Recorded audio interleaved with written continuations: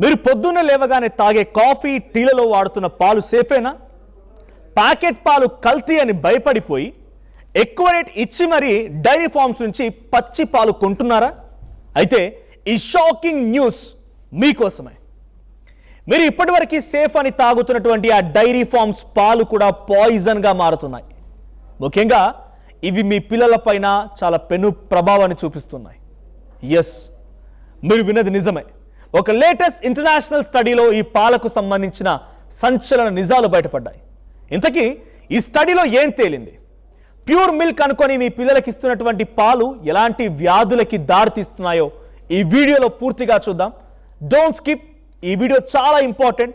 మీ పిల్లలకి మీరు చాలా సేఫ్ అని డైరీ ఫార్మ్స్ నుంచి తీసుకొచ్చేటువంటి ఆ పాలు కల్తీయా, విషమా, ఇంకేదైనా ఉందా?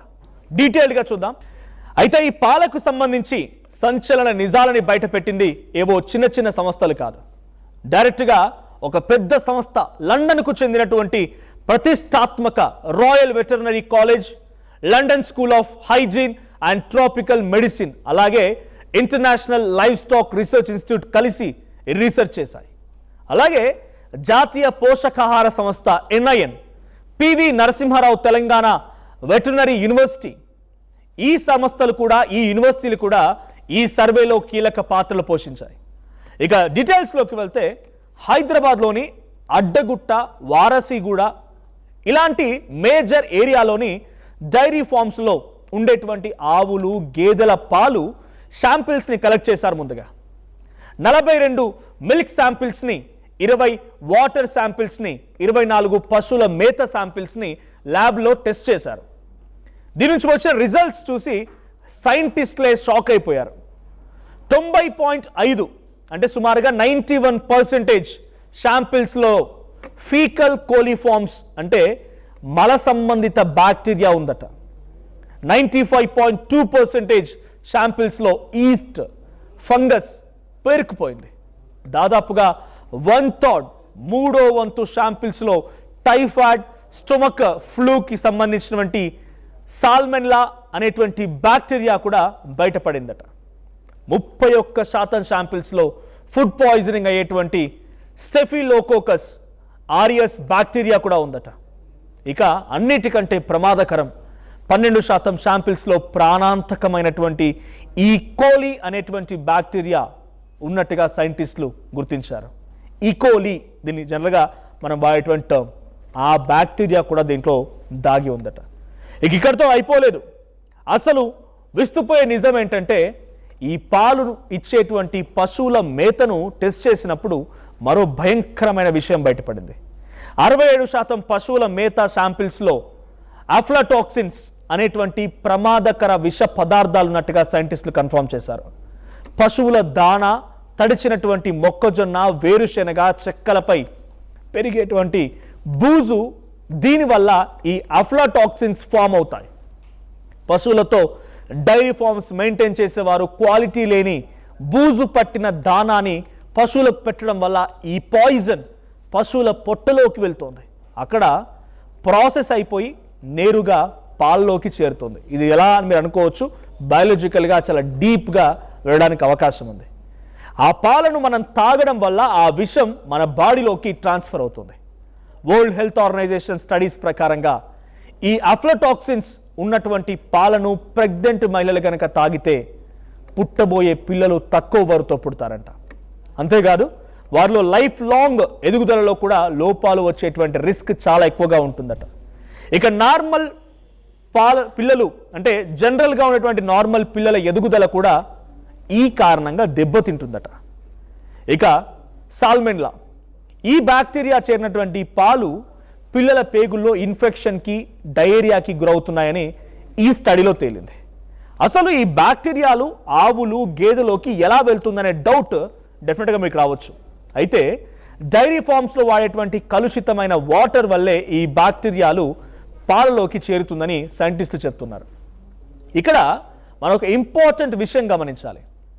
మార్కెట్లో దొరికే ప్యాకెట్ పాలు అనేది పాస్చరైజ్డ్ మిల్క్, అంటే ఆ పాలను ప్యాక్ చేయడానికి ముందే ఫ్యాక్టరీలో 71.7 అంటే సుమారుగా 72 డిగ్రీల సెల్సియస్ వద్ద 15 సెకండ్ల పాటుగా హీట్ చేసి వెంటనే 4 డిగ్రీల సెల్సియస్కు కూల్ చేస్తారు. ఈ ప్రాసెస్ వల్ల అందులో ఉన్నటువంటి హార్మ్ఫుల్ బ్యాక్టీరియా ఆల్రెడీ చనిపోతుంది. కాబట్టి ప్యాకెట్ పాలని ఇంట్లో జస్ట్ ఒక పొంగు వచ్చేదాకా కాచి దాన్ని తాగితే సరిపోతుంది. కానీ చాలామంది ఇళ్లలో చేసేటువంటి అతిపెద్ద బ్లండర్ మిస్టేక్ ఏంటో తెలుసా? డైరీ ఫామ్ నుంచి తెచ్చేటువంటి పచ్చి పాలను కూడా ప్యాకెట్ పాలలాగానే ఒక పొంగు రాగానే ఫస్ట్ స్టవ్ ఆఫ్ చేసి వాళ్ళు పిల్లలకు పట్టేస్తున్నారు.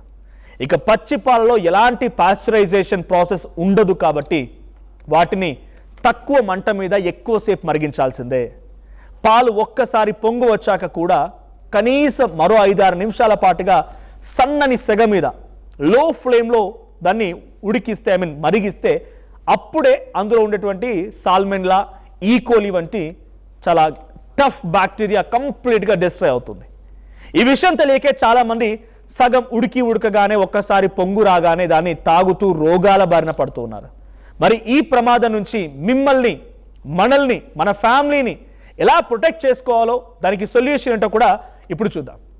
మీరు డైరీ ఫార్మ్స్ నుంచి పచ్చి పాలు కొంటుంటే అది గవర్నమెంట్ సర్టిఫైడ్ ల్యాబ్ టెస్ట్ చేసినటువంటి డైరీ ఫార్మ్స్ నుంచే మీకు వచ్చేలా చూసుకోండి. అంటే గవర్నమెంట్ వాటిని సేఫ్ అని చెప్పి నిర్ధారించి వాళ్ళకి అప్రూవల్ ఇస్తేనే దాన్ని కొనుగోలు చేయండి. నమ్మకమైనటువంటి బ్రాండ్స్ లేదా వెరిఫైడ్ సోర్సెస్కే ఫస్ట్ ప్రిఫరెన్స్ ఇవ్వండి. ప్యాకెట్ పాలైనా పచ్చి పాలైనా కనీసం 10 నిమిషాల పాటుగా బాగా వాటిని మరిగించిన తర్వాత వాటిని తాగడానికి ఉపయోగించండి. ఇక పశువులను మెయింటైన్ చేసేవారు, డైరీ ఫార్మ్స్ ఉన్నవారు పశువులు ఉండేటువంటి షెడ్లని అత్యంత క్లీన్గా, హైజీన్గా ఉంచుకునే ప్రయత్నం చేయండి. పాలు పితికే ముందు ఆవులు, గేదెల పొదుగులను ప్యూరిఫైర్ వాటర్తో కడిగే ప్రయత్నం చేయండి. పాలు పితికే వ్యక్తులు తమ చేతులని సబ్బుతో నీట్గా శానిటైజ్ చేసుకున్న తర్వాత వాటిని పితికే ప్రయత్నం చేయండి. ఇక పాల క్యాన్లు, గిన్నెలు కడగడానికి ఖచ్చితంగా క్లోరినేటెడ్ వాటర్ని మాత్రమే యూజ్ చేయాలి. బోర్ వాటర్ లేదా కలుషితమైనటువంటి నీటిని కనుక వాడితే మాత్రం పాలల్లోకి బ్యాక్టీరియా చేరిపోతుంటుంది.